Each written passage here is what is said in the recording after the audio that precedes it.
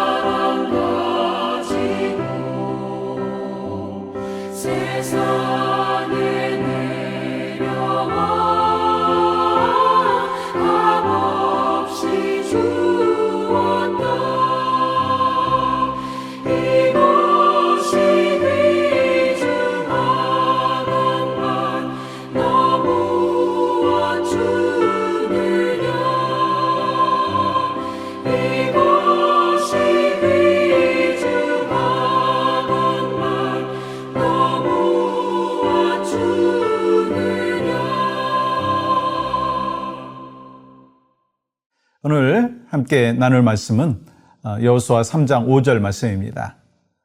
여호수아가 또 백성에게 이르되 너희는 자신을 성결하게 하라. 여호와께서 내일 너희 가운데 기이한 일을 행하시리라. 아멘. 이스라엘 백성들이 출애굽하고 홍해를 건너고 광야를 지나 이제 요단강 앞에 서 있습니다. 이제 요단강만 건너면 가나안 땅이죠. 그러면 이스라엘 백성들이 뭘 준비해야 될까요? 보트를 준비해야 된다. 다리를 만들어야 된다. 어떤 분은 물 건너가기 위해서 수영복과 그리고 또한 구명복을 준비해야 될까? 그런 생각을 할 수 있는데 여러분 5절 말씀 보십시오. 여호수아가 또 백성에게 이르되 너희는 자신을 성결하게 하라. 여호와께서 내일 너희 가운데 기이한 일을 행하시리라. 지금 이스라엘 백성들에게 요단이라고 하는 요단강을 건너야 가는 그 과제가 눈앞에 있는데 하나님께서는 뭐라고 말씀하셔요? 너희 자신을 성결하게 하라. 여러분 좀 앞뒤가 맞지 않는 명령이라고 생각하지 않습니까? 요단강을 건너기 위해서는 어떤 특별한 전략을 세워야 된다라고 말씀을 하시면 이해가 되는데 하나님은 좀 엉뚱당도 않게 너희를 성결하게 하라 말씀하시는 거예요. 어떤 과제 앞에서 너희를 성결하게 하라. 어떤 문제 앞에서 너희를 먼저 성결하게 하라라고 하는 거예요. 여러분 인생은요 광야와 같습니다. 사막을 지나가는 그 광야의 삶이라고 이야기를 할 수가 있습니다.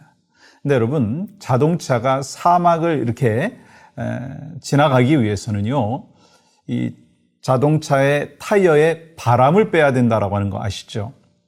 왜냐하면 바람이 많이 들어가 있는 상황 속에서 헛바퀴를 돌게 된다면 자동차는 그냥 더 깊이 사막 안으로 모래 안으로 빠져들게 됩니다. 그래서 타이어에 바람을 좀 빼면 그게 이제 스무스하게 가게 된다는 거죠. 여러분 우리 인생에서의 사막 광야 속에서도 마찬가지인 거예요. 오늘 말씀 속에서 너희를 성결하게 하라. 이 말씀은 내 힘을 빼고 내 힘을 의지해라. 네 자신의 힘을 빼고 하나님의 힘을 의지해라. 하나님을 바라봐라. 너의 죄된 모습들을 다 내려놓고 성결한 하나님의 사람으로 살아가라. 그때 바로 요단강을 건널 수 있다 말씀을 하시는 거예요. 그래서 여러분과 저에게도 때로 인생의 고난과 또 역경 속에서 하나님께서 우리에게 주시는 메시지가 뭔가? 여러분, 광야 속에서 하나님은 이스라엘 백성들에게 힘 빼기 작업을 했고요. 또 하나님을 더 바라보게 하셨다라고 하는 거예요. 그래야지 약속의 땅, 예비하신 땅, 가나안 땅에서 온전히 하나님의 이 나라를 이루며 살아갈 수가 있기 때문인 것이죠. 우리에게도 인생의 광야 속에서 이 질병이라는 광야, 또 어려운 경제적인 상황 속에서의 그 광야, 인간관계의 갈등이라고 하는 그 광야, 그걸 통과할 때요, 우리는 꼭 반드시 해야 되는 게 있다면 힘 빼기예요. 이스라엘 백성들이 애굽에서 종살이하던 그 노예 근성들을 광야를 통해서 빼게 해주시고 하나님 바라보게끔 해주셨듯이 우리에게도 마찬가지 인생의 광야 사막 속에서 내 힘 빼고 하나님 바라보라 라고 말씀하시는 거예요. 하나님께서 자신을 성결하게 하라라고 하는 의미가 무엇인가? 먼저 어떤 문제를 해결하는 그 과정 가운데 문제 해결에 먼저 포커스를 두는 것이 아니라 그것보다 내 삶이 거룩한지 하나님의 뜻대로 살고 있는지 점검해라. 지금 이스라엘 백성들이 요단강 앞에 서 있지만 여러분, 이 영적인 의미에서는요, 요단강 앞에 선 것이 아니라 하나님 앞에 서 있는 것입니다. 그렇기 때문에 필요한 게 뭐예요? 몸과 마음의 깨끗함, 영적인 거룩을, 영적인 성결을 말씀하시는 거예요. 여러분, 그래서 사도 바울도 이 하나님께서 누구를 쓰시는가라고 하는 그 말씀을 성경을 통해서 우리에게 가르쳐 주셨죠? 디모데후서 2장 21절이죠. 그러므로 누구든지 이런 것에서 자기를 깨끗하게 하면 귀히 쓰는 그릇이 되어 거룩하고 주인의 쓰심에 합당하며 모든 선한 일에 준비함이 되리라. 하나님께서는 작은 그릇도 쓰시고 질그릇도 금그릇도 못생긴 그릇도 다 쓰셔요. 그런데 안 쓰시는 그릇이 있다는 거예요. 뭐죠? 깨끗하지 않은 그릇은 쓰시지 않는다라고 하는 것입니다. 하나님이 쓰시기 위해서 뭘 하시죠? 그러면 질그릇이든지 금그릇이든지 은그릇이든지 깨끗하게 한 후에 쓰신다라고 하는 거예요. 그래서 지금 이스라엘 백성들이 요단을 건너기 전에 너희가 먼저 성결해야 된다라고 하는 말씀은 먼저 너의 죄된 모습들을 하나님 내 앞에서 거룩한 마음으로 바꿔야 된다라고 하는 것입니다. 여러분, 성결이라고 하는 거는요, 마치 이 안경을 닦는 것과 같습니다. 저도 하루에 이제 안경을 쓰고 있기 때문에 그냥 제가 먼지 구덩이를 다니는 것도 아닌데 이 안경에요, 자꾸 뭔가 조금 앞을 잘 보지 못하게 하는 먼지들이 끼고 때로는 손자국이 있더라고요. 그러면서 이 손자국과 이 먼지를 지우지 않고 닦지 아니하고 아니 왜 이렇게 안 보이지? 하면서 이야기하고 그러면서 이 안경만 탓한다면 이 어리석은 사람이에요. 근데 이 안경이 더러워졌을 때 깨끗하게 닦으면요, 앞이 깨끗하게 보이는 거예요. 우리 삶에도 마찬가지예요. 수많은 인생의 과제와 문제 앞에서 먼저 해결해야 될 부분이 뭐냐면 나의 죄된 부분들을 닦아내는 거예요. 성결하게 하는 거예요. 그때 뭐가 보이는 줄 아십니까? 하나님이 보시는 거예요. 계속해서 이 먼지와 그리고 또한 이 지저분한 지문이 이렇게 찍혀져 있으면 눈앞에 계신 하나님을 바라보지 못하는 거예요.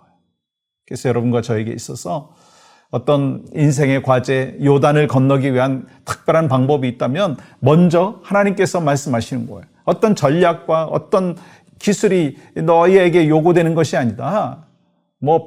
보트를 준비해라, 전략을 짜라, 수영복을 준비해. 그게 아니고 너희가 먼저 성결해야 된다라고 말씀하시는 거예요. 우리도 마찬가지예요. 우리 인생의 과제를 지나가는 과정 속에서 그 과제만 포커스를 두지 말고 하나님 앞에서 내가 어떻게 살아야 될지를 우리가 영적으로 깨어있는 가운데 바라보고 먼저 나의 더러운 죄된 모습들을 닦고 또 내 힘을 빼고 그러면 앞으로 전진하고 환한 미래를 바라볼 수가 있다라고 하는 것입니다. 우리의 인생에 이 문제가 없을 때가 없고 난관이 없을 때가 없더라고요. 그러나 결국은 지나온 세월을 볼 때 하나님은 그 문제를, 태스크를 지나가게 하셨고 극복하게 하셨고 또 견디고 이길 수 있도록 인도해 주셨어요. 그 하나님을 오늘 또 기억하고 주의 영광을 드러내고 또 정말 하나님께서 우리에게 맡겨주신 영혼 구원에 대한 그 사명을 잘 감당하는 믿음의 백성들이 되기를 원합니다. 기도하면서 우리가 이렇게 기도하기를 원합니다. 우리 5월이잖아요. 이 가정에 구원받지 않은 영혼들이 있다면 나를 통해서 구원의 역사가 있게 하여 주시옵소서. 온 가족이 구원받아서 믿음의 가문을 이루는 복을 우리 모두가 누릴 수 있도록 역사하여 주시옵소서. 그 기도가 여러분과 저에게 오늘 또 변함없이 넘치기를 간절히 소망합니다. 하나님 감사합니다. 오늘 또 성령께서 역사해 주시고 일하여 주심을 경험하며 참된 믿음의 백성의 삶을 살아내게 하시고 우리 인생의 수많은 요단, 과제, 그 문제가 있을 때 먼저 주님은 너를 정결케 하라, 깨끗하게 하라, 성결하게 하라 말씀하셨는데 그 말씀대로 오늘 또 먼저 우리의 삶의 문제와 죄되는 모습들을 주님 앞에 내려놓고 깨끗하게 성결하게 살아감으로 인하여 하나님이 요단을 건너는 문제를 해결해 주심의 은혜를 경험할 수 있도록 인도하여 주시옵소서. 예수님의 이름으로 기도합니다. 아멘.